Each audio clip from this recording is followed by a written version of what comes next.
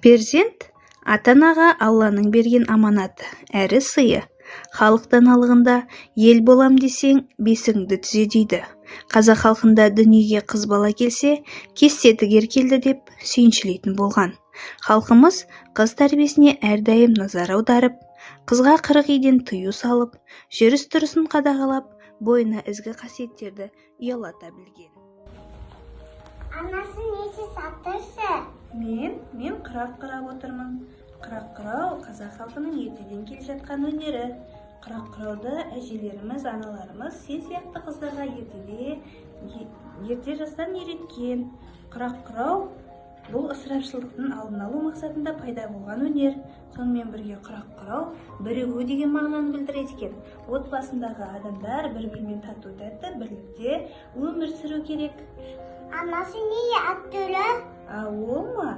Қырақ өнерінде бояулардың өзіндік мән мағынасы бар. Мысалы, қызыл түс оттың, өмірдің белгісі. Сендерді тіл көзден, жамандықтан сақтасын деген мақсатта мен қырағыма қосып отырмын.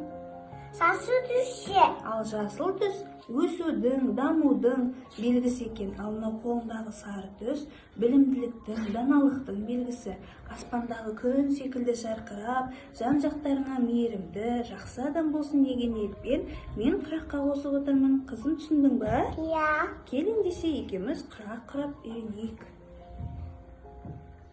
Ертеде әжелеріміз балаларының дүниесі құралсын, жан басы мен мал басы көбейсін деген ниетпен құрақ құраған.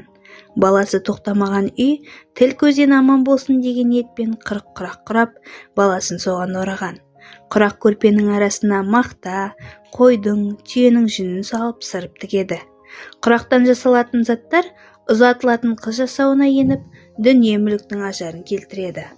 Құрақпен жасалған дүниелер шаңыраққа ұлттық рең беріп, адамның рухын асқақтатады.